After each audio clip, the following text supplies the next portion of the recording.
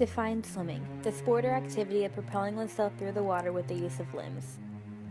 So what does swimming have to do with physics? Why can some go faster than others?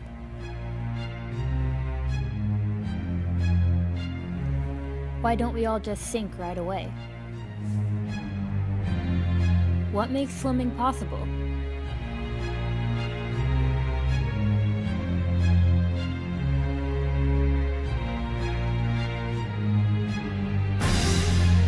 Archimedes' principle. Buoyancy. A body in water is buoyed up by a force equal to the weight of the displaced water. Displacement. The amount of water pushed aside by the body. Gravity. The force of attraction between all masses. Gravity pulls the body into the water. Buoyancy pushes the body back up to the surface and keeps it from sinking to the bottom of the pool. How?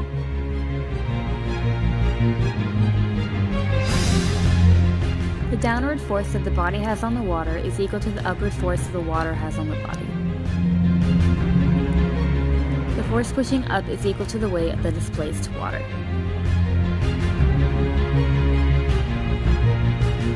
But that's not all. Now we're going to talk about Newton's laws of motion. Newton's first law says that every object in a state of constant motion tends to remain in that state of motion unless an external force is applied to it. Static force is when a body at rest tends to stay at rest. When first starting the fluid movement of swimming, the drag felt by a swimmer is static force they are overcoming.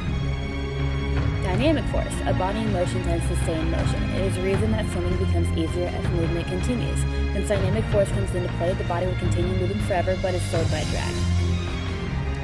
Newton's second law, the acceleration of an object is dependent upon two variables, the net force acting upon the object and the mass of the object. This is why some are faster than others. If force is increased, acceleration is increased with a constant mass.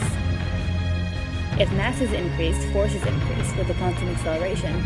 And if mass is increased, acceleration decreases with a constant force. Newton's third law, for every action there is an equal and opposite reaction. The opposite reaction is how movement in water increases. When the arm pushes water away from the body and toward the feet, the water then pushes back on the body and propels it forward. One more thing. What slows us down? Drag is the resistance of water on a body moving through it. There are three types of drag felt by a swimmer.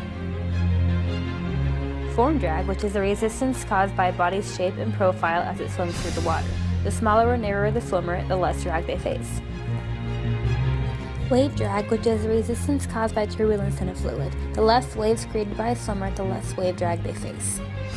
And lastly, frictional drag, resistance caused by a body's surface structure as it moves through the water. The less clothing the swimmer wears, the less frictional drag they will face. Some swim professionally, and some do not. But we all swim.